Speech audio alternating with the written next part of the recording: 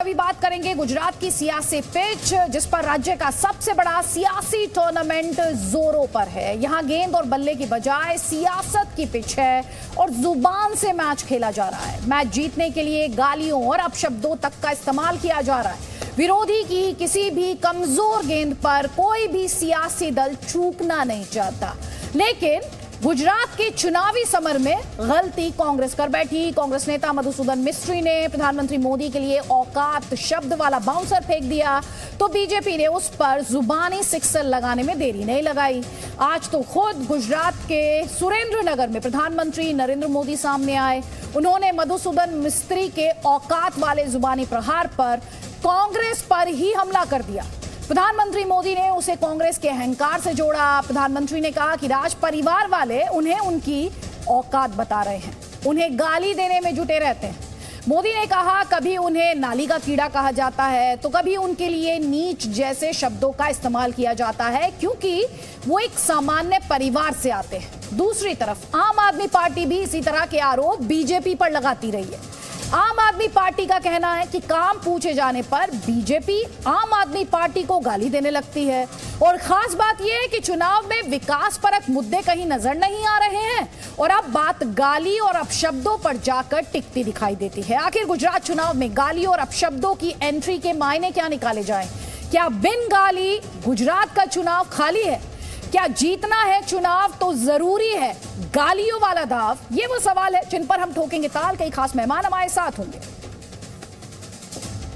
ACC सुरक्षा power cement, इसकी कमाल की स्ट्रेंथ मल्टीप्लायर्स दें बढ़ती मजबूती का पावर। तो आइए बनाते हैं आपका घर एसीसी सुरक्षा पावर सीमेंट के साथ।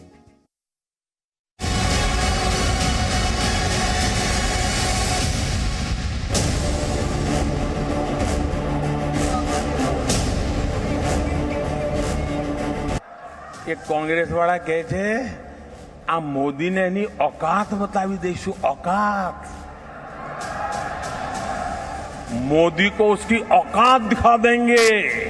आपके सामने निर्णय है, एक तरफ कांग्रेस है आदिवासी, दूसरी तरफ बीजेपी है वनवासी।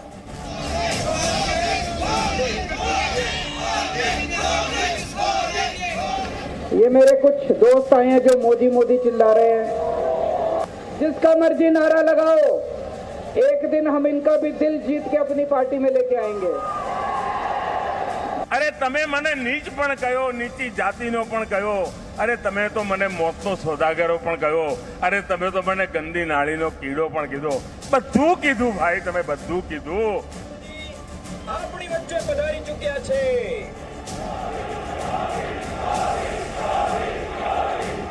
आपको अगर गुंडागर्दी करनी है, लफंगाई करनी है, उनकी पार्टी में चले जाना।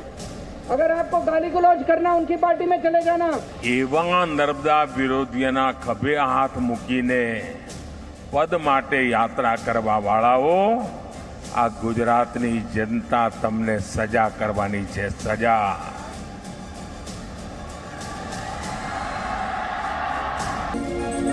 लोक अधिकार माटे गणजनना हित माटे गुजरात में।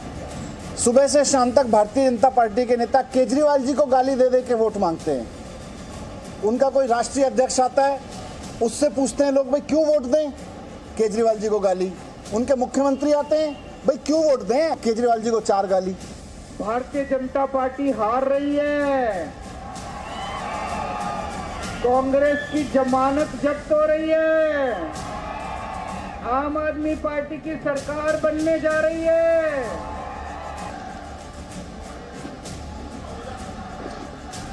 माननीय श्री अरविंद केजरीवाल जी,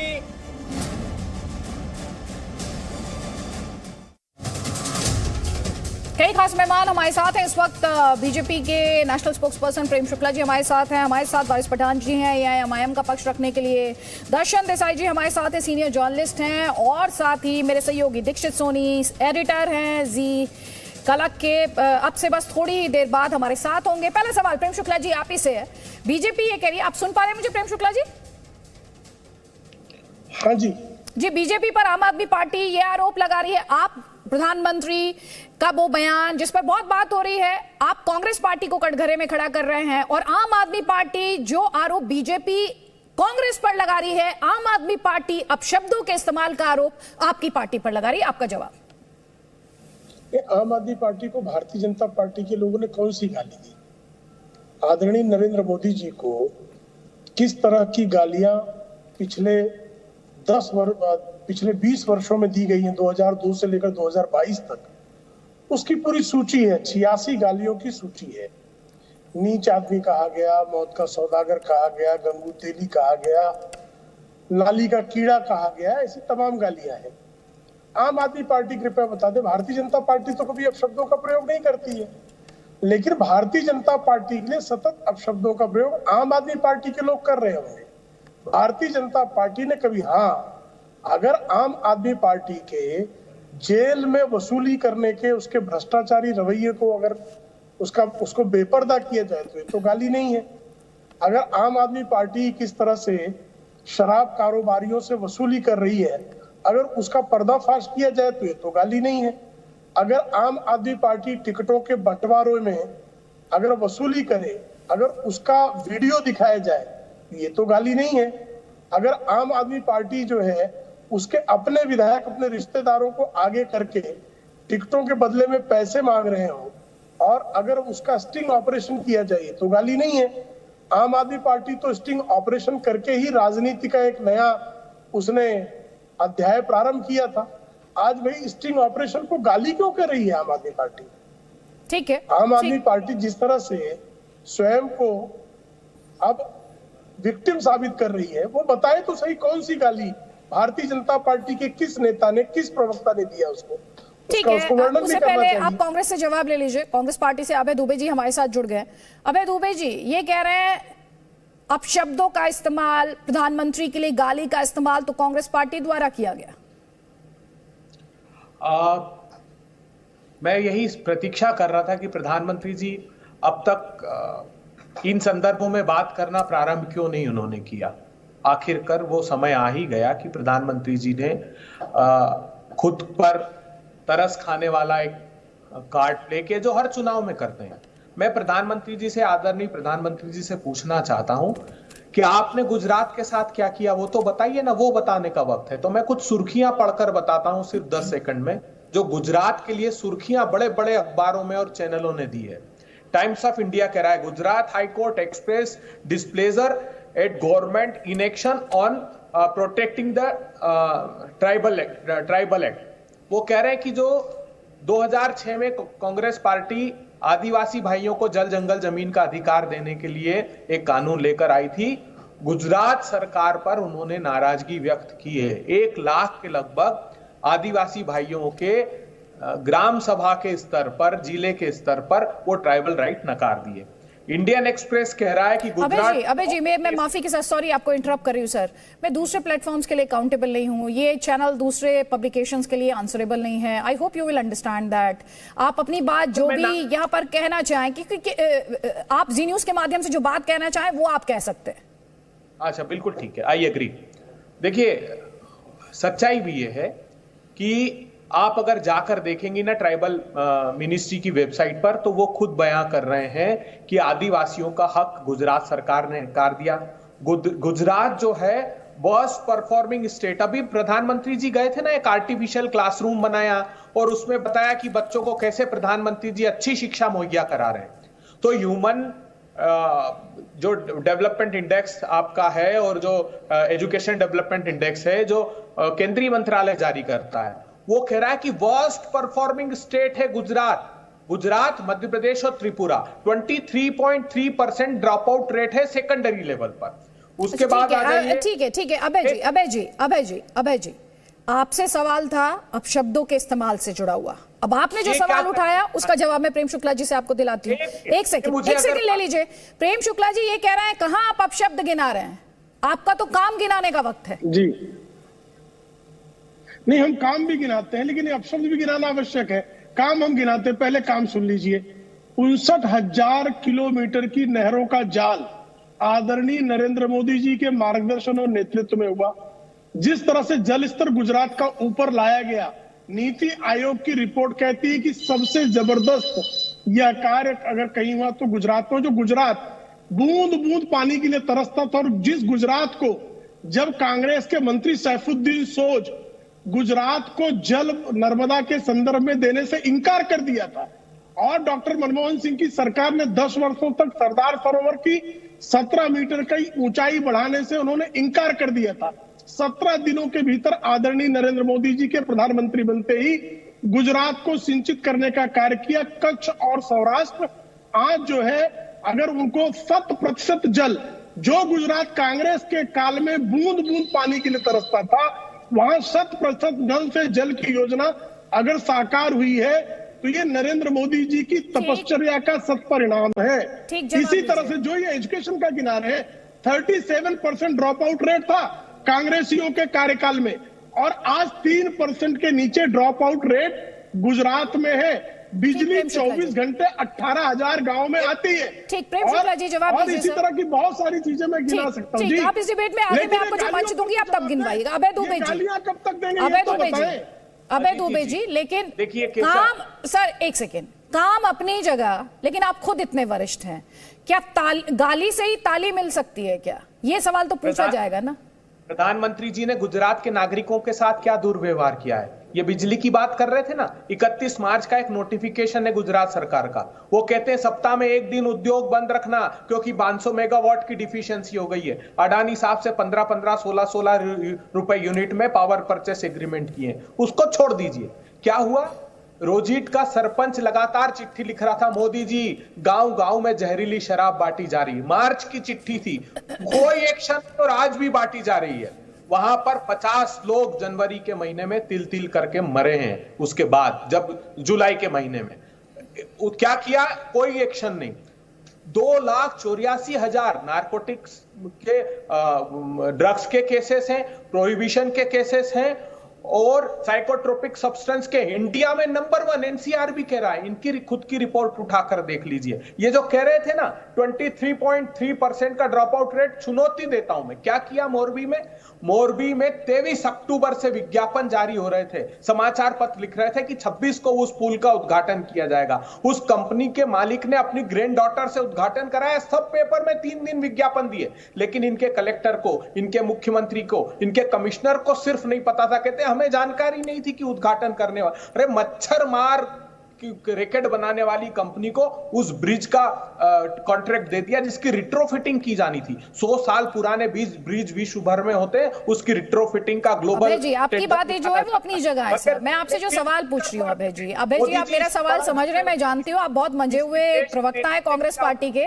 मैं आपसे ये सवाल पूछ रही हूँ, ये क्या अपशब्दों का इस्तेमाल जरूरी है वोट हासिल करने के लिए? सवाल का जवाब आप बाद में दीजिएगा, पहले मैं एक कमेंट यहाँ पर लेती हूँ असदुद्दीन ओवैसी का। और आपने भी जो सवाल पूछे अभय जी, उनका जवाब मैं प्रेम शुक्ला जी से लूंगी, लेकिन आपसे जो सवाल है सर, उस सवाल का जवाब भी मैं आपसे चाहूंगी। यहाँ पर वारिस पठान, हर कोई विक्टिम कार्ड खेल रहा है, हर किसी का अपमान ही हो रहा है, हर कोई यही क्लेम कर रहा है कि मेरे लिए अपशब्दों का इस्तेमाल किया गया है। देखिए अदिति जी, ये चाहे भाजपा हो या एक तरफ कांग्रेस हो, दोनों भी एक ही सिक्के के दो पहलू हैं। दोनों में कोई चीज की कमी नहीं है, दोनों बराबर है। अब देखिए कांग्रेस 30 साल तक राज करी गुजरात पे, भाजपा पिछले 27 साल से गुजरात में, मगर विकास कुछ नहीं हुआ। अब इनके पास कोई मुद्दे नहीं है, विकास के नाम पे लोग सवाल कर रहे हैं, बेरोजगारी महंगाई पे लोग सवाल कर रहे हैं।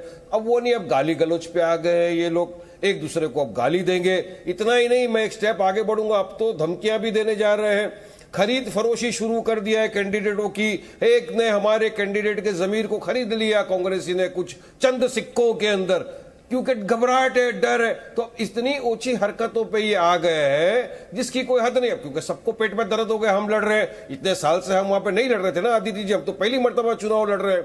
कोई विकल्प नहीं था लोगों के पास, ये लोग ने लूटा लोगों को। आज लोगों के पास एक विकल्प है। ओछी हरकतें आप किसकी बात कर रहे हैं? आप कांग्रेस पार्टी की तरफ इशारा कर रहे हैं, कांग्रेस पर आरोप लगा रहे हैं, बीजेपी पर आरोप लगा रहे हैं, किस पर लगा रहे हैं?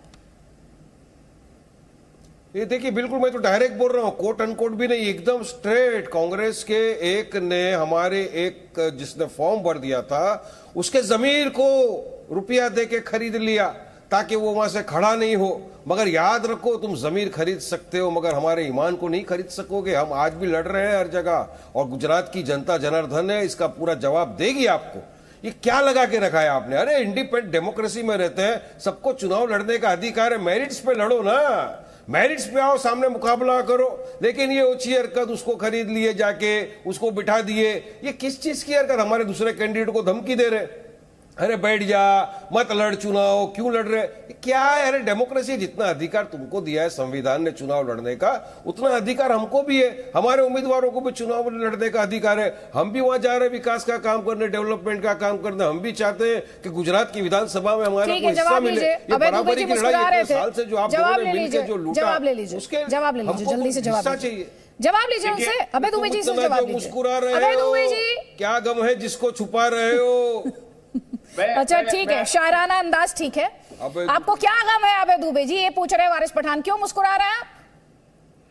देखिए, मैं अभी गुजरात था अदिति जी, मैं अहमदाबाद के जगह जगह ओवैसी साहब की पार्टी जुलूस निकाल रही है लोगों के साथ। मुझको इस बात का आभास पहले से था, भारतीय जनता पार्टी जो सूची बनाकर देती है वहां पर इनकी पार्टी जाती है, उन सीटों पर चुनाव लड़ती है। जो तेलंगाना की पार्टी है, जो ओल्ड हैदराबाद की सिर्फ 8 विधानसभा सीटों पे लड़ते हैं, वो गुजरात में, महाराष्ट्र में, बिहार में, और क्या कह रहे हैं, अभी खुद ने स्वीकार कर लिया। कॉन्टेस्ट किससे? बोले साहब कांग्रेस से। अरे सत्ता भारतीय जनता पार्टी की वहां पर है, भारतीय जनता पार्टी के खिलाफ, क्योंकि ये तो प्रायोजित कार्यक्रम है। ABC 3 टीम है, भारतीय जनता पार्टी, ओवैसी साहब की पार्टी और आप पार्टी, 3 राजनीतिक दल वहां है जो कांग्रेस के खिलाफ चुनाव लड़ रहे हैं। क्योंकि मोदी जी ने अपनी सभा में कौन सी टीम में रखा है? असदुद्दीन ओवैसी की पार्टी टीम बी है बीजेपी की टीम सी है आपके हिसाब से? ये तो स्टेट वाइज डिफर करते हैं। अभी यहां पर बी और सी इन दोनों में ही कॉन्टेस्ट है। और ये मैं सच कह रहा हूं, जो काम भारतीय जनता पार्टी करती है, आप माइक्रो लेवल पर जाकर देख लीजिए, उन्हीं सांप्रदायिक विषयों पर ये भी बात करते हैं। जो भारतीय जनता पार्टी ने सांप्रदायिक उन्माद के विषय लिए, उनको तुरंत ये लोग पिक कर लेते हैं। जहां तक आप राजनीतिक दल का प्रश्न है, तो वो इसलिए मैं उसको बिल्कुल भी चुनाव में नहीं मानता, क्योंकि पिछली दफा सारी की सारी सीटें उनकी जमानत जब्त हुई और सिर्फ 29,000 वोट मिले। कांग्रेस पार्टी को 1,24,000 करोड़ वोट मिले। 1 लाख। ठीक, आपको काउंटर मिल रहा है, आपको काउंटर मिल रहा है। पहले आप वारिस पठान का काउंटर लीजिए, आप वारिस पठान का काउंटर लीजिए पहले। वारिस पठान ये कह रहे हैं आप पास खेलते हैं, आप और बीजेपी, वो सांप्रदायिक मुद्दा उठाते हैं, आप एकदम से जाकर लपक लेते हैं उसे, या आप सांप्रदायिक मुद्दा उठाते हैं, उन्हें हिट करने का मौका देते हैं? मैं आपको बताना चाहूंगा आदित्य जी, भाजपा की अगर असली कोई बी टीम है ना, तो वो कांग्रेस है। ये कांग्रेस वोट कटवा है, ये कांग्रेस वोट काटी, इसकी वजह से भाजपा 27 साल से वहां पे जाके सत्ता में बैठ गई है। हम तो नहीं लड़े थे ना इतने सालों से, चलो बताइए हम नहीं लड़े, फिर क्यों भाजपा जीत गई बार बार 27 साल से, क्यों वहां पे सत्ता में? हम अमेठी में नहीं लड़े, क्यों राहुल गांधी हार गए? हम बिहार के अंदर भी कम लड़े थे सीटों पे के ऊपर। सुपड़ा साहब, अरे 2019 का जब चुनाव आया 2019 का लोकसभा का, हम तो सिर्फ 3 सीटों पर लड़े थे पूरे देश के अंदर, जिसमें से हम 2 पे जीत गए। तो क्यों पूरे देश के अंदर कांग्रेस का सुपड़ा साफ हो गया और भाजपा जीत गई? कांग्रेस की प्रॉब्लम क्या है मालूम है? सेल्फ इंट्रोस्पेक्शन नहीं करते, खुद के अंदर नहीं झांकते कि कहां कमी है। अब खुद की हार का टिकरा हम पे डाल देते हैं, जबकि एविडेंस है, एम्पेरिकल डेटा है मेरे पास कि किस तरह से कांग्रेस की वजह से भाजपा जीती। मैं मेरी बात बताऊंगा अभय दुबे, सुनो अब बात आदित्य जी। मैं तो सिटिंग एमएलए था, मेरे तो वोट बैंक पूरा था मेरे पास, मेरे सामने खड़ा हो गया कांग्रेस की वजह से भाजपा और सेना को वोट मिला, और जितने वोट कांग्रेस को मिले 12,000, उतने वोट से मैं हार गया। तो मेरा वोट काट दिया कांग्रेस ने। आज भाजपा और सेना जो मेरे एरिया के अंदर बन के बैठा है एमएलए, कांग्रेस ने मेरा वोट काटा उसकी वजह से। क्या जवाब देंगे भी अब अभी डोबे? मैं तो सिटिंग एमएलए था ना, किसने वोट काटा? मैं हरा सकता था, मेरे में ताकत थी हराने की, कांग्रेस में ताकत नहीं थी हराने की। मैं तो आपके 2 टर्म के एमएलए को हरा दिया था झटके में। हमने औरंगाबाद में शिवसेना और बीजेपी का जो जवाब लीजिए, आप जवाब लीजिए, पहले जवाब ले लीजिए। अबे दुबे ये कह रहे हैं आप बी टीम है बीजेपी की, 27 साल से गुजरात में बीजेपी है, तो आप उसके लिए जिम्मेदार है। वो कह रहे हैं अमेठी में हम थोड़ी थे, फिर भी कांग्रेस हार गई, फिर भी राहुल गांधी हार गए। अदिति जी देखिए, इनको ना तो इनकी कौम से सरोकार है, न देश के मुद्दों से सरोकार है। ये सिर्फ भारतीय जनता, आप उठाकर देख लीजिए, मैं देश के करोड़ों दर्शकों से आग्रह करता हूं, कि जो भी भारतीय जनता पार्टी सांप्रदायिक मुद्दे उठाती है उस पर सबसे पहले अगर टेलीविजन पर रिएक्ट करने कोई आता है तो वो असदुद्दीन ओवैसी साहब आते हैं, और हर उस विषय पर कांग्रेस पार्टी विकास के मुद्दों पर चुनाव लड़ना चाहती है, मगर ये जहर घोलने की जो परंपरा है उसको कायम रखना चाहते हैं। मैं फिर गुजरात के विषय पर आना चाहता हूं। अरे तिल तिल कर तड़प तड़प कर लोग मरे गुजरात में प्रधानमंत्री जी। क्या 50 से अधिक बच्चे उस मोरबी के पुल में तड़प तड़प कर दम तोड़ा? क्या कह रहे हैं पहले दिन से कि नहीं कार्रवाई होगी उस उद्योगपति पर? कहां है वो? किन लोगों को, जो अंतिम पंक्ति में खड़े हुए लोग थे, टिकट काटने वाले, अरे उन्होंने पुल का निर्माण थोड़ी किया है बगैर टेंडर के, उन्होंने थोड़ी बड़ी रकमें हड़प कर लिए प्रधानमंत्री जी। उन पर एक्शन क्यों नहीं हुआ ये बताइए। शराब कांड में किन पर एक्शन हुआ? मुंद्रा पोर्ट पर 21,000 करोड़ का ड्रग्स पकड़ाया, उसके पहले सेमी टेलकम पाउडर अफगानिस्तान से आया हुआ 2.25 लाख करोड़ रुपए का गायब हो गया। हिंदुस्तान के किन कोनों में बढ़ गया प्रधानमंत्री जी? एक बार गुजरात के लोगों को जवाब तो दीजिए। आप अपने खुद के व्यक्तिगत विषयों पर बात करते हैं, लेकिन गुजरात के साथ क्या दुर्व्यवहार किया है उस पर एक बार बात करना प्रारंभ जवाब दीजिए। प्रेम शुक्ला जी, प्रेम शुक्ला जी, आज आप एक सवाल का जवाब दे दीजिए सर। ये सवाल मैं आपसे इसलिए पूछ रही हूँ ताकि ये क्लैरिटी मिल जाए कि ताकि आपकी बी टीम को लेकर जो भी कंफ्यूजन क्रिएट हो जाती है ना हर डिबेट के बाद, और आप भी खुद इस चीज को महसूस करते होंगे, हर कोई आपकी बी टीम ही है। कभी वो कांग्रेस है, कभी वो आम आदमी पार्टी है, कभी वो AIMIM है। आज मैं आपसे ये पूछ रही हूँ आपकी टक्कर किससे है? जी देखिए, इतना निश्चित है कि पूरे देश की जनता की निगाहों में अपने सेवा कार्यों के कारण जनता के लिए ए टीम भारतीय जनता पार्टी है। अब स्वयं वारिस पठान ने बताया किस तरह से बी टीम बन के कांग्रेस ने जो है भारतीय जनता पार्टी को जिता दिया है। ये वारिस पठान का आरोप है। अभय दुबे भी इसी तरह का आरोप लगा रहे हैं। अभी उत्तर प्रदेश में जो है 2 सीटें पाए और 350 से अधिक सीटों पर जमानत जब्त करवा लिया अभय दुबे जी। आप कौन सी टीम है बताइए? डी है, ई है, एफ है, जी है, कौन सी टीम है आप बताइए? बिहार में आप कौन सी टीम है मुझे बताइए? आप जो है इसी गुजरात में 32 वर्षों से 1990 के बाद एक भी बार विधानसभा का चुनाव नहीं जीते। ये किसके कारण नहीं जीते साहब? ये AIMIM के कारण नहीं जीते कि आपके कारण नहीं जीते? आप अपने दुष्कर्मों के कारण नहीं जीते हैं। आपने गुजरात की जनता पर जो अन्याय किया, जो बारंबार गुजरात का अपमान किया, आपको ध्यान ही होगा कि आदरणीय नरेंद्र मोदी जी के मुख्यमंत्री बनने के पहले गुजरात में 365 दिन में से 265 दिन कर्फ्यू रहता था। हर जिला एक माफिया को गुजरात में श्रीमान अहमद पटेल के नेतृत्व में कांग्रेस ने बांट दिया था। हर जिले का एक जो है माफिया हुआ करता था। पूरा जो कोस्टल बेल्ट था वो तस्करों के हाथ में सौंप दिया गया था। पोरबंदर की जेल के बाद पोरबंदर जिले की एंट्री पर बोर्ड लगा दिया गया था कि यहां पर कानून एवं व्यवस्था का राज खत्म हो जाता है। पोरबंदर की जेल कांग्रेसियों के कुकर्म के कारण बंद पड़ गई थी साहब। तो आपने ये कानून एवं व्यवस्था का हाल कर रखा था। आपके कार्यकाल में 10,000 करोड़ रुपए का स्टेट का कुल, गुजरात जैसे स्टेट का कुल बजट था 10,000 करोड़ का। आज 2,40,000 करोड़ का बजट है। 99,000 करोड़ का GSDP। गुजरात स्टेट की कुल GDP सिर्फ 99,000। अभय दुबे जी ये कह रहे हैं कि उत्तर प्रदेश में आप किसकी वजह से हार गए? आप गुजरात में 3 दशकों से करीब क्यों सत्ता से आउट हैं? तब तो कोई AIMIM नहीं थी। तो कब तक आप दूसरों में एक कल्प्रिट ढूंढते रहेंगे? दूसरों पर कब तक आरोप लगाते रहेंगे? बीजेपी आपसे पूछ रही है। अदिति जी, चुनावों की जीत प्रांतों के संसाधनों की लूट की गारंटी नहीं हो सकती। प्रतिपक्ष को प्रदेश की और देश की जनता ने दायित्व ये दिया है कि वो मुखरता से सरकार का सही मार्ग प्रशस्त करे।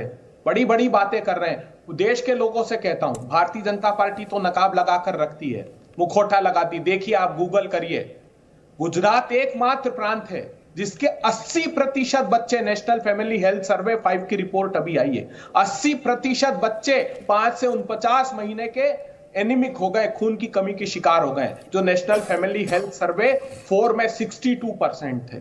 क्यों सबसे ज्यादा गुजरात की महिलाएं खून की कमी की शिकार हैं, क्यों कुपोषण का शिकार हो गए बच्चे? जब लाखों करोड़ रुपए का बजटरी प्रोविजन किया तो ये संसाधन गए कहां देश को? बताइए तो सही। मैं तो बार बार पूछ रहा हूं, उद्योगों को कोड़ी के भाव आपने जमीन दे दी, किसान की आमदनी 27 रुपए प्रतिदिन रख दी, और जो गुजरात प्रांत के मोदी जी के दोस्त हैं अडानी जी, वो 1002 करोड़ रुपए क्यों कमाने लगे? देश इस बात का जवाब चाहता है। 12 करोड़। ठीक है, आपके सवाल का भी जवाब लूंगी, और बार बार हम अपने दर्शकों को यह भी बता रहे हैं कि ताल ठोके में आज हम बात कर रहे हैं। एक तरफ बीजेपी है जो विरोधियों पर अपशब्दों के इस्तेमाल का, खासतौर पर कांग्रेस पार्टी पर अपशब्दों के इस्तेमाल का आरोप लगाती है, तो दूसरी तरफ आम आदमी पार्टी है वो बीजेपी पर गालियों का ही इस्तेमाल का आरोप लगाती है, और यह सब कुछ गुजरात की सियासी पिच पर हो रहा है। सुबह से शाम तक भारतीय जनता पार्टी के नेता केजरीवाल जी को गाली दे दे के वोट मांगते हैं। उनका कोई राष्ट्रीय अध्यक्ष आता है, उससे पूछते हैं लोग भाई क्यों वोट दें केजरीवाल जी को गाली। उनके मुख्यमंत्री आते हैं, भाई क्यों वोट दें केजरीवाल जी को 4 गाली। तो सुबह से शाम तक भारतीय जनता पार्टी के नेता सुबह उठते हैं, पानी पीने के बाद से केजरीवाल जी को गाली देने के साथ शुरू करते हैं, और रात को जब सोते हैं तो केजरीवाल जी को गाली देने के साथ सोते हैं। कोई पार्टी नहीं है जो आपसे आके स्कूलों की बात करती है। किसी पार्टी ने आके कहा कि स्कूल बनाएंगे, किसी पार्टी ने कहा कि बिजली मुफ्त करेंगे, किसी पार्टी ने कहा कि अस्पताल बनाएंगे, किसी ने कहा कि रोजगार देंगे। केवल हमारी पार्टी है जो लोगों के मुद्दों की बात करती है। दोस्तों, आपको अगर गुंडागर्दी करनी है, लफंगाई करनी है, उनकी पार्टी में चले जाना। अगर आपको गाली गलौज करना, उनकी पार्टी में चले जाना। मैं पढ़ा लिखा आदमी हूं, स्कूल बनाने आते हैं मेरे को, अगर स्कूल बनवाने हैं मेरे पास आ जाना। मैं इंजीनियर हूं, मैं अगर बिजली चाहिए मेरे पास आ जाना, बिजली मुफ्त करनी है मेरे पास आ जाना, अस्पताल बनाने है मेरे पास आ जाना, सड़कें बनानी है मेरे पास आ जाना, पानी चाहिए, बिजली चाहिए मेरे पास आ जाना। और ये इस तरह की गुंडागर्दी करनी है तो उनके पास चले जाना। आज आपके पास एक ही चीज मांगने आया हूं, एक ही चीज मांगने आया हूं। आपने उनको 27 साल दिए, मेरे को 5 साल दे दो बस, मेरे को बस 5 साल दे दो। 5 साल में अगर मैं काम ना करूं, दोबारा आपके बीच में नहीं आऊंगा। तो अरविंद केजरीवाल और मनीष सिसोदिया के आरोपों पर प्रेम शुक्ला जी से जवाब लेंगे, लेकिन आगे बढ़े उससे पहले जल्दी से आपको बता देते हैं आज रात 8 बजे आपको देखना है जी न्यूज, क्योंकि हम आपके लिए लेकर आए हैं खास बातचीत। गुजरात में इस वक्त चुनावी गर्मी कितनी है, और साथ ही गुजरात में मुकाबला बीजेपी का, बीजेपी किससे मानती है, आम आदमी पार्टी से, कांग्रेस से, किसे अपना ओपोनेंट मानती है, बड़ा ओपोनेंट मांगती है। एक गुजरात चुनाव से जुड़े हर सवाल का जवाब आपको मिलेगा आसाम के सीएम हेमंत बिस्वा शर्मा से। एक्सक्लूसिव बातचीत देखना ना भूलें आप रात 8 बजे जी न्यूज पर। अरविंद केजरीवाल के गुजरात, नया गुजरात के बारे में क्या? अभी तो नहीं जाते हैं, जब से चुनाव अनाउंस हो गया वो कहाँ जाते हैं? मैं तो कम से कम दिखाई नहीं दिया है मुझको। उनके फ्री फॉर्मूला के बारे में क्या कहेंगे आप? देखिए, फ्री फॉर्मूला आप कीजिए ना, आप झुग्गी झोपड़ी को पूरा हटा के उसमें अच्छा मकान बना दीजिए। फ्री फॉर्मूला में तो कोई आपत्ति नहीं है। दिल्ली में हम जन्म से एक ही एम्स का नाम सुन रहा हूँ, आप 2 और एम्स बना दीजिए। ये क्या मोहल्ला क्लिनिक बना के आप हीरो बन रहे हैं? आपने का सद्दाम हुसैन को याद किया राहुल गांधी को लेकर, क्योंकि हम बचपन में हम कोई कंपटीशन में भाग लेता हूँ, ड्रेस पहनता हूँ नेताजी सुभाष बोस जैसा, तो एक मानसिकता का प्रतिफलन होता है। अगर आपको किसी का सेहरा ही बनाना है ड्यूरिंग द भारत जोड़ो यात्रा, आप नेहरू जी का ही बना लीजिए, वो भी चल जाएगा। लेकिन आज जो लोग बोलता है कि someone is inspired more by Saddam Hussein than Nehru। कोई इस वक्त यही जानना चाहता है कि गुजरात में चुनाव की कितनी गर्मी है। गुजरात में मैं जो देखा, चुनाव तो एक तरफा है, कुल मिला के मेरा लगता है कि BJP will break all previous records.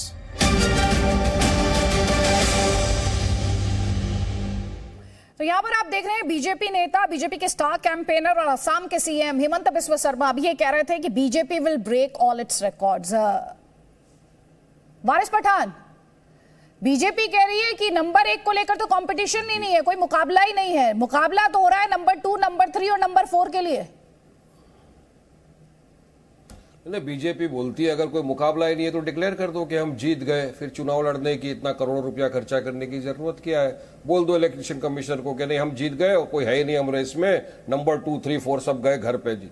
ये सब ढकोसलेबाजी, कुछ नहीं होने वाला। इनकी जमीन खसकती हुई इनको दिख रही है, इसीलिए तो इतनी रैली कर रहे हैं, इसीलिए तो मोदी जी, अमित शाह, नड्डा जी, पूरा बीजेपी का पूरा कैबिनेट वहां पे पहुंच गया है गुजरात के अंदर। क्यों? अगर इतने साल काम किए होते, 27 साल, तो ये नौबत नहीं आती ना। काम करेंगे नहीं तो जनता उठा के फेंक देगी, यही होने वाला है। इसी वजह से सबके सब वहां पे हाजिर हो गए हैं। अब बात नंबर 2, आदित्य जी, कांग्रेस के प्रवक्ता ने क्या कहा? एक सेकंड, आपने कहा इनकी जमीन खिसक रही है। एक सेकंड, आपने कहा इनकी जमीन खिसक रही है। इनकी जमीन कौन खिसका रहा है? कौन खींच रहा है इनके पांव के नीचे से जमीन? खिसका रहा है जनता, क्योंकि आप तो कह रहे हैं कि बीजेपी की बी टीम कांग्रेस है, काम नहीं किया तो आम आदमी पार्टी खींच रही है कि इनके नीचे, इनके पांव के नीचे से जमीन कौन खींच रहा है? अरे वो रेस फेस में नहीं है, वो छोटा रिचार्ज है। वो मोदी के बोलने पे वहां पे पहुंच गए हैं। वो हिंदू की होड़ में आ गए कि मैं बड़ा हिंदू की आइडियोलॉजी को मानने वाला हूं, मोदी जी हिंदू की आइडियोलॉजी में कम है, मैं उनसे बड़ा हूं। वो तो बोल दिए कि नोटों के ऊपर भी भगवान की मूर्ति लगा दो। वो इसको बिल्किस बानो पे सवाल करो तो बोलते नहीं नहीं नहीं, हम उस पर जवाब नहीं देने वाले हैं, हम विकास की बात करेंगे। अरे आदित्य जी, आपको पता है पूरे गुजरात स्टेट का सालाना बजट है 2,50,000 करोड़, 2.5 लाख करोड़। इन्होंने जाके वो रेवड़ी बांट दी कितने की? 3 लाख करोड़ की।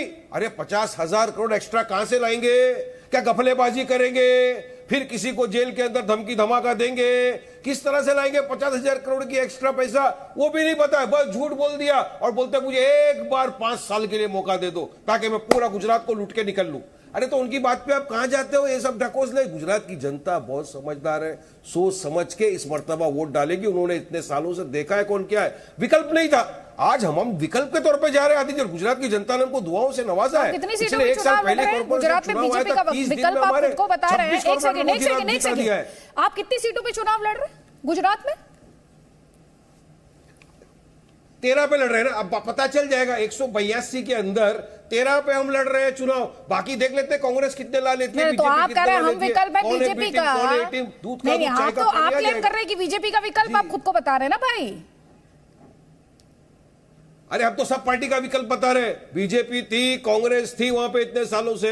एक विकल्प के तौर पे जाएंगे ना डेमोक्रेसी के अंदर। तो आदित्य जी, अरे बीज तो बोना पड़ेगा ना। जब बीज बोएंगे जाके तभी तो फल निकलेगा। और फल निकलेगा आज नहीं कल। वारिस पठान का बेटा जाके बोलेगा हाँ हमारी इतनी सारी सीट है गुजरात में। ये तो स्टार्ट तो करना पड़ेगा ना। डेमोक्रेसी है, डेमोक्रेसी के अंदर सबको अधिकार है, तो हमको अधिकार नहीं है?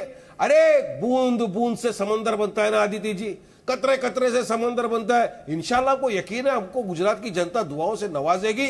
खाता खोलेंगे, आज नहीं कल जीतेंगे। हार जीत अल्लाह के हाथ में, मगर हम जाएंगे, लड़ेंगे, डेमोक्रेसी को मजबूत करेंगे। हिस्सेदारी की लड़ाई है। अब एक इंपॉर्टेंट बात मैं बोलने जा रहा था। अभी वो जो रैली वाला मोड है वो आपका आज इस डिबेट में भी ऑन है।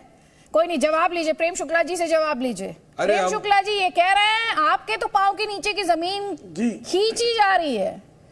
हालांकि क्रेडिट वो खुद लेना चाह रहे हैं, वो बात और है कि 182 सीटों में अभी 13 की ही बात कर रहे हैं।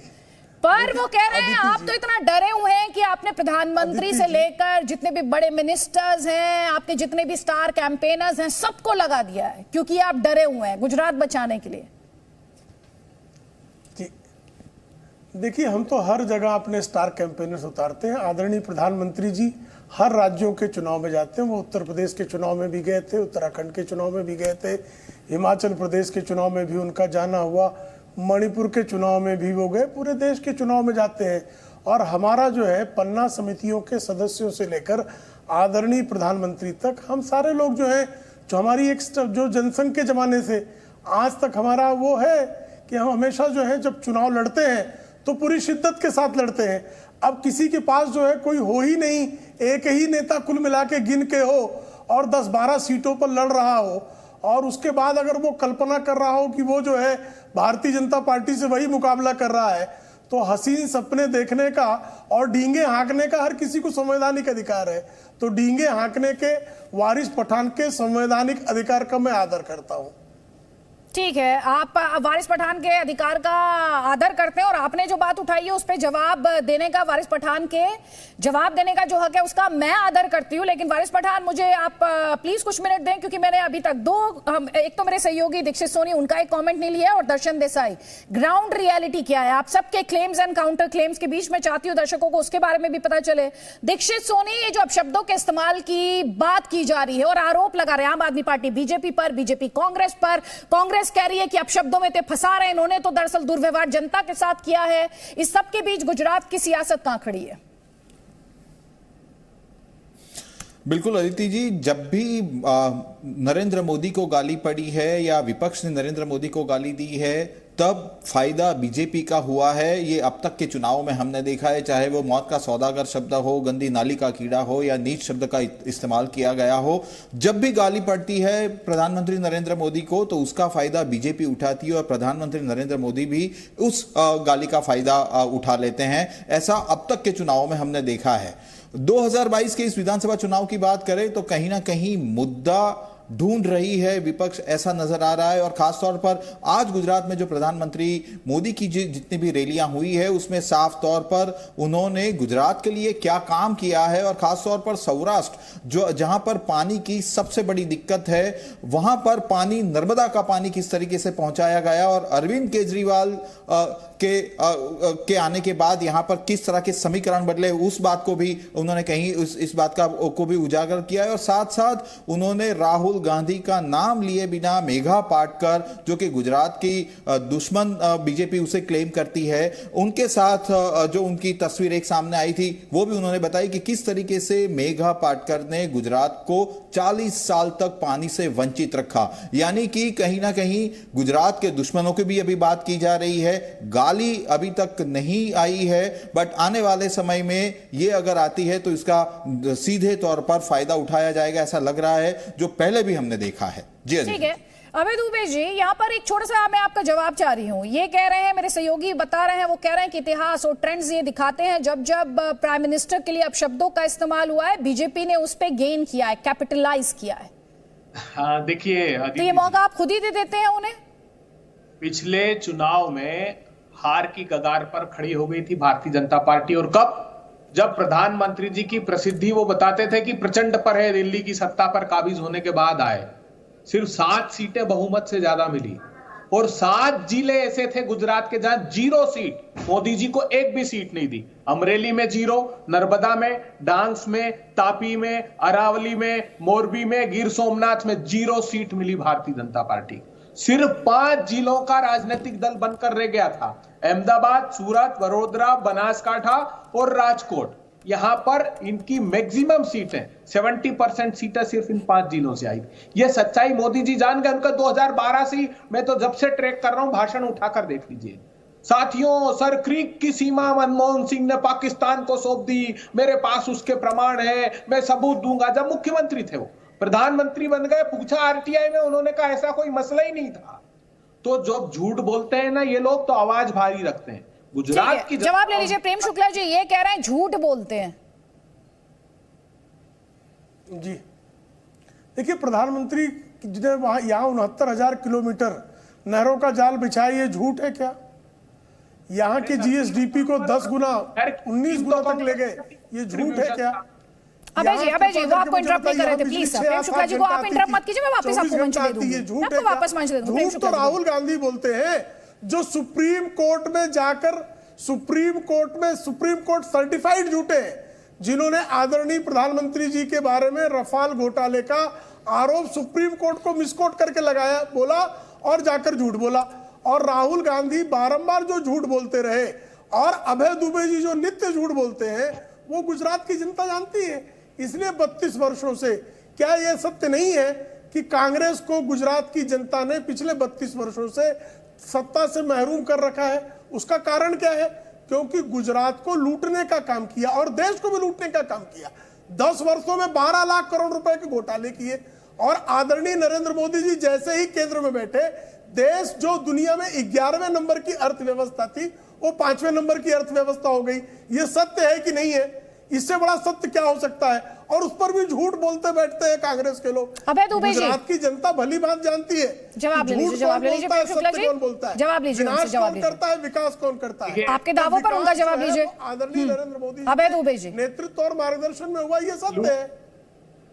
देश के करोड़ों दर्शक जो अदिति जी का एक मूर्धन्य पत्रकार का शो देख रहे हैं, वो गूगल करें, मेहुल भाई किस प्रांत से आते हैं और क्या लूट कर भागे, नीरव भाई किस प्रांत से आते हैं क्या लूट कर भागे, संदेशरा बंधु किस प्रांत से आते हैं और क्या लूट कर भागे। अभी एजीबी शिपयार्ड के ऋषि अग्रवाल, अरे 5.5 लाख करोड़ रुपए के बैंक फ्रॉस्टर, जिसमें से ज्यादातर को नियोजित रूप से सत्ता की सरपरस्ती में भगा दिया गया। 2016 में कहते थे हम इंसॉल्वेंसी बैंकरप्सी कोड लेकर आए। देश के लोगों देखो, बड़े बड़े उद्योगपति हर्ष गोयन का क्या ट्वीट कर रहे हैं, 80-90% का हेयर कट दे रही मोदी सरकार। हेयर कट समझते हैं, अगर 8,000 करोड़ रुपए का किसी कंपनी ने लोन लिया है और हाथ खड़े कर दिए तो 300 करोड़ रुपए में उसका सिर्फ सेटलमेंट करा रहे हैं। पहला यह होता था कि 200-300 करोड़ रुपए माफ होते थे, 6-6, 7-7 हजार और करोड़ रुपए माफ कर रहे हैं। और ये मैं नहीं कह रहा हूं, ये गोयन का साहब कह रहे हैं, बड़े बड़े उद्योगपति बैंक एम्प्लॉय 2-2 महीने हड़ताल कर रहे हैं। 5.5 लाख करोड़ रुपए माफ किए गए। ये लूट किसकी है?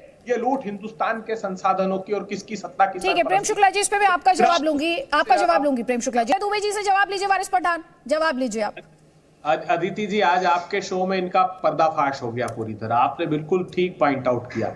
देश के लोगों देखो क्या बात की आज वारिस पठान ने, क्या कहा, सिर्फ मुसलमानों के संदर्भ में, और इतिहास साक्षी है। बिल्किस बानो के विषय में कांग्रेस पार्टी ने सबसे पहले कई दिनों तक चुप बैठे थे ओवैसी साहब और MIM, इनकी ये आवाज नहीं निकल रही थी क्योंकि अनुमति नहीं मिली थी भारतीय जनता पार्टी से। क्योंकि हमने उस बिटिया की आवाज मुखरता से उठाई, किसी धर्म संप्रदाय जाति के आधार पर नहीं। लेकिन प्रधानमंत्री जी अगर कहते हैं कि बेटियों को पढ़ाओ और बढ़ाओ, तो हमने कहा कि ये कैसा दोहरा चरित्र है आपका कि सत्ता की भूख के लिए ऐसे नृशंस कांड को लेकर भी आप सिंपैथी रखते हैं। आप देश के लोग इस बात को उठाकर देख लीजिए, कितने दिन बाद बोले ओवैसी साहब, जहां जहां भारतीय जनता पार्टी चाहती है वहां उस प्रांत में जाते हैं और सिर्फ उतनी ही सीट पर लड़ते हैं। और जो आज इन्होंने बात की, सारे चुनाव में यही बात करते हैं। एक तरफ भारतीय, जवाब ले लीजिए वारिस पठान, उसके बाद दर्शन देसाई, प्लीज जल्दी जल्दी। सारा दूध का दूध पानी का पानी हो जाएगा। हम तो सिर्फ 13 सीट पे लड़ रहे हैं, 182 सीट पे लड़ रहे हैं ना। हमको इल्जाम नहीं लगाना वोट कटवा फुट कटवा, सब मालूम पड़ जाएगा। अगर काम किया हो तो आप असल वोट कटवाओ। याद रखो, बीजेपी को हम हरा सकते, आप नहीं हरा सकते। 27 साल नहीं हरा सके आप, अभी जाके हरा देंगे? अरे हम 13 सीट पे लड़े तो आपके पेट में दर्द, हमारे कैंडिडेटों को धमका रहे, खरीद रहे उनके जमीरों को जा जाके आपके लोग। अरे इतना डर घबराहट क्यों? काम करते तो ये नौबत नहीं आती। इसलिए आप भी सिर्फ बोलते हो, भाजपा भी बोलती है। अभी प्रेम शुक्ला इतने बड़े नेता है भाजपा के, वरिष्ठ स्पोक्स पर्सन है भाजपा के, वो बोलते हैं वारिस पठान लोग जाके सिर्फ डिंगे मारते, डिंगे जुमले। अरे भाई डिंगे हम मारते हैं, जुमले हम मारते हैं? मोदी जी ने कहा था 15 लाख रुपए तुम्हारे अकाउंट में जमा हो जाएगा, वो डिंगे हमने मारे थे। 2 करोड़ लोगों को रोजगार मिल जाएगा, वो डिंगा नहीं था, हमने मारा था क्या वो डिंगा? हाँ, भारत 5 ट्रिलियन इकोनॉमी का ये बन जाएगा, वो डिंगा किसने मारा था? हमने मारा था। डिमोनेटाइजेशन हो जाएगा, नोटबंदी हो जाएगा, काला धन बंद, आतंकवादी घटनाएं बंद, किसने डिंगा मारा था? आज भी बिक रहा है काला धन, घर के अंदर से दीवारों में से उछल उछल के निकल रहा है हर तरफ से। तो आदित्य जी बोलने का मतलब सिर्फ शॉर्ट में ये है कि दोनों भी एक ही है, दोनों एक दूसरे की टीम्स है और हमको बताते टीम, हम तो है अच्छा, टीम, ठीक है। इसमें प्रेम शुक्ला जी का जवाब दूंगी, लेकिन उससे पहले दर्शन देसाई जी माफी के साथ। ठीक है, आप प्लीज आप लोगों को मैंने बहुत मौका दिया, बहुत किसी को कोई शिकायत ना रहे। प्रेम शुक्ला जी वापस आपको मंच दूंगी। उससे पहले दर्शन देसाई जी, ग्राउंड पर आपने आप पूरी डिबेट देखी, आपने बीजेपी, कांग्रेस और साथ ही AIM, एक तरीके से जो पूरी सियासी पिक्चर है वो आपने देख ली पिछले आधे घंटे में। ग्राउंड पर भी क्या ये सियासी पिक्चर ऐसी ही है? सबसे पहले तो मुझे बड़ा दुख भी हुआ, बड़ा ताज्जुब भी हुआ कि जिस लेवल की ये रेटोरिक और जिस लेवल की अपनी पॉलिटिकल डिस्कोर्स होते जा रहा है कि मतलब एक कोई गाली की बात दे रहा है, बोले हमने ज्यादा गाली दे दी, आपने ज्यादा गाली दे दी, हमने इतना विकास किया, आपने नहीं किया। अब ऐसा है कि अब अगर ग्राउंड रियलिटी पे देखेंगे तो अब बहुत स्वाभाविक बात है कि रूलिंग पार्टी इतने साल से 3-3 दशक से हो तो क्या बोलते हैं, एंटी इनकम्बेंसी होती है, उसमें कोई नई बात नहीं और वो हर पार्टी को अप्लाई होती है। लेकिन देखने की बात यह है, पूरे चुनाव में आप देख लीजिए कि आप 2000 में थोड़ा सा पीछे ले जाऊंगा, 2017 का चुनाव देखिए। 2017 में भाजपा एकदम हार के कगार पे पहुंच गई थी, करीब 7-8 सीट से बचा ली थी उन्होंने हार, ठीक है। और कांग्रेस जो है, कांग्रेस को पहली बार कोई एक हल्का सा जो बोलते हैं ना ब्राइट वो स्पार्क दिखा था। फर्क क्या है कि बीजेपी ने तुरंत, बीजेपी जो बोलते हैं ears to the ground, BJP ने तुरंत पहचान लिया कि ये जो है ये घंटी बीजेपी के दिमाग में बज गई, बीजेपी को दिख गया। कांग्रेस को जो ब्राइट होप थी, जो खिड़की खुली थी, वो उन्होंने बंद कर दी, उनको खुली हुई खिड़की नहीं दिखाई दी। बीजेपी को समझ में आ गया कि ये कहाँ पे क्या क्या करना है। तो आप देखिए कि कांग्रेस का मेन स्ट्रेंथ था आदिवासी एरिया, जहां पे आप देखिए राहुल गांधी भी आदिवासी एरिया से ही अपनी रैली कर रहे हैं। और आप देखिए लेकिन भाजपा भी आदिवासी एरिया से ही रैली कर रहे हैं। इलेक्शन डिक्लेयर होने की दूसरी के बाद वाली दूसरी रैली भी मोदी जी की पहली भी आदिवासी वलसाड डिस्ट्रिक्ट से थी। अच्छा सॉरी, मैं आपको एक तरफ तो ये डिबेट है और दूसरी तरफ ये जो अभी सांप्रदायिकता को लेके आरोप प्रत्यारोप लगा रहे थे, ग्राउंड पर भी क्या आपको ये दिखाई देता है, ये पोलराइजेशन जिसके आरोप ये एक दूसरे पर लगाते हैं? सी पोलराइजेशन जो है गुजरात के अर्बन एरियाज में ऑलरेडी वो इंटरनलाइज्ड है ना। मतलब इंटरनलाइज आप उसको कैसे देखते हैं उसके ऊपर है, बट हम एक ऑब्जेक्टिवली एक एज एन ऑब्जर्वर, अगर एज अ जर्नलिस्ट अगर देख रहे हैं तो वो इंटरनलाइज हुआ है, ठीक है। तो जैसे मोदी जी को हिंदुत्व वगैरह यहाँ बोलने की जरूरत नहीं है। लोग जिनको जितना समझना है वो तो समझते हैं, और जिनको आप 200 रुपए का पेट्रोल होगा तो भी उन्हीं को वोट मिलेगा, ठीक है। वो कुछ ऐसे एरियाज है जहां मिलेगा ही मिलेगा। तो अरविंद केजरीवाल ने क्या किया कि जो लोअर इकोनॉमिक बैकवर्ड क्लास के लोग उनको बहुत देर बाद मैंने पहली बार मौका दिया, प्लीज। तो शहरी एरिया में वो लोग फोकस कर रहे हैं। शहरी एरिया में कहाँ जा रहे हैं, जहाँ पे जैसे ऑटो रिक्शा वाले हो गए और ये मतलब ठेले वाले हो गए, ये सब जो सारे कोविड के इम्पैक्ट में वो चल रहे हैं। बाकी अदर जो 2 अहमदाबाद, जैसे मैं अहमदाबाद में बैठा हूँ तो 2 अहमदाबाद है, उसका जो अर्बन एक स्ट्रॉन्ग ऐसा है जो आप कुछ भी कर लोगे वो भाजपा को ही वोट, आप कैंपेन बीजेपी नहीं करेगी तो भी उन्हीं को वोट मिलेगा। एक लास्ट चीज और कहने की बात यह है कि जहां तक आम आदमी पार्टी का गुजरात में आना और MIM का मौका देखना गुजरात में, वो आपने जगह आप दे रहे हो। अगर कांग्रेस पार्टी ने ये जगह मतलब मैं ये नहीं कह रहा हूं, मैं एलिगेशन नहीं लगा रहा हूं, मेरा ये काम नहीं है, बट बाय डिजाइन और बाय डिफॉल्ट या by not understanding the realities ये जगह आपने दे दी, उस जगह में लोग आ रहे हैं और सबकी एम्बिशन होगी। AIM को मैं बिल्कुल सीरियसली नहीं लेता। मैं एक्चुअली मानता हूं कि AIM जो है वो कांग्रेस पार्टी को डैमेज कर रही, लेकिन वो Congress party should have understood कि ये चीज हो रही है और आप जगह दोगे तो आएंगे ना। आप जवाब ले, आप काउंटर लीजिए। वारिस पठान ये कह रहे हैं मैं AIM को सीरियसली नहीं लेता, आपका जवाब? अभय दुबे जी ये कह रहे हैं AIM और आम आदमी पार्टी आज अगर आए हैं तो मौका आपने दिया है। पहले वारिस पठान, अभय दुबे, उसके बाद प्रेम शुक्ला जी, 2 मिनट जल्दी प्लीज। देखिए सीरियस नहीं ले इससे कोई फर्क नहीं पड़ता है। संविधान में रहते हैं, देश के अंदर डेमोक्रेसी है, डेमोक्रेसी ने सबको अधिकार दिया है चुनाव लड़ने का।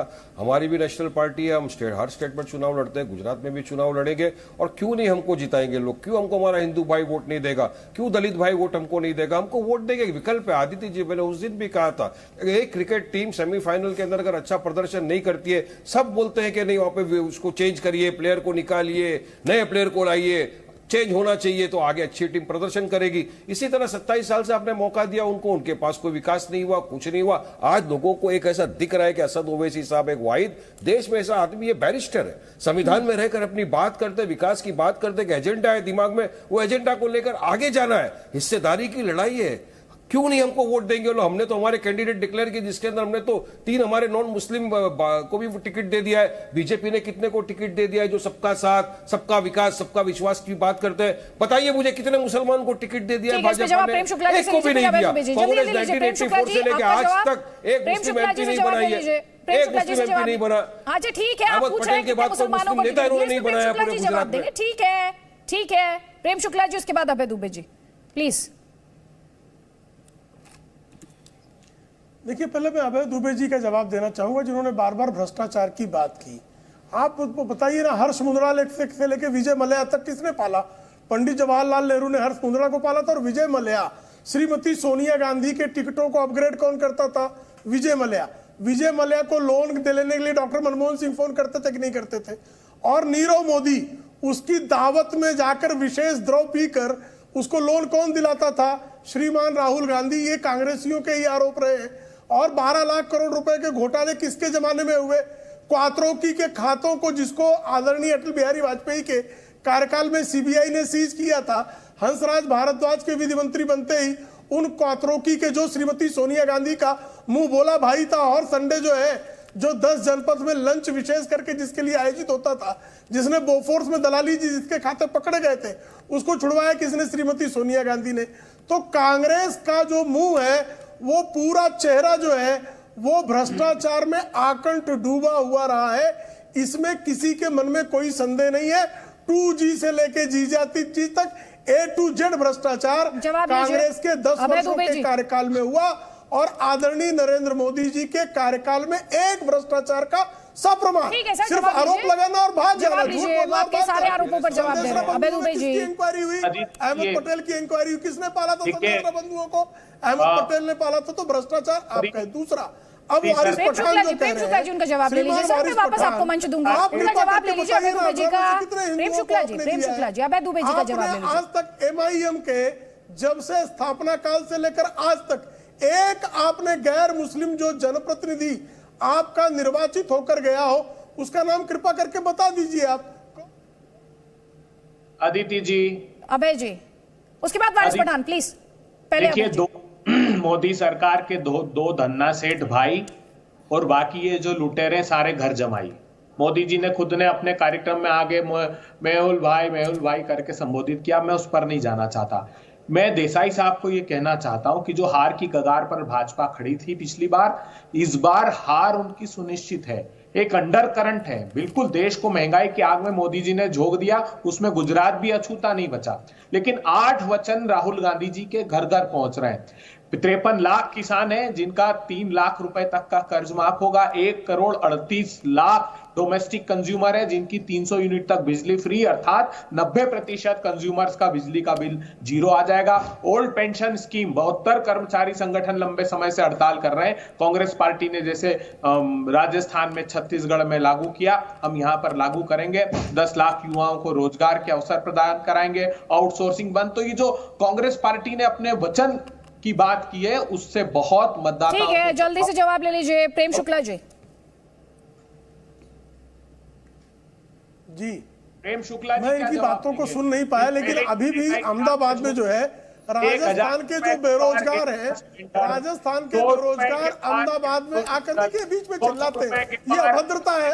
अदिति जी, एक सेकंड, अबे दुबे जी, देखिए जब आप बोल रहे थे तो उनको रोका गया था। Please sir, please. अबे दुबे जी, आप जब बोल रहे थे तो सर उनको रोका था, अब मुझे आपको रोकना पड़ेगा। Please let him speak, please let him speak. बहुत विचित्र बात है। प्रेम शुक्ला जी बोलिए। नहीं अदिति जी, मैं उनका चूंकि ऑडियो कटा हुआ था मेरा, इसलिए मैंने हो सकता उनके बीच में बोला हो। चूंकि मैं ऑडियो नहीं सुन रहा था, ऑडियो आपका अब रिकनेक्ट हुआ है, मैं उनके बीच में कभी नहीं बोलता, लेकिन उनकी आदत है बीच में बोलने की। देखिए, मुद्दे की बात यह है कि राजस्थान में बेरोजगारी की बात की, बेरोजगारी भत्ता देने वाले थे। राजस्थान में कहा था, किसको दे दिया बेरोजगारी भत्ता? का एक आदमी का नाम बता दे, किस युवक को बेरोजगारी भत्ता मिल गया? आपका तो था ना घोषणा पत्र राजस्थान में।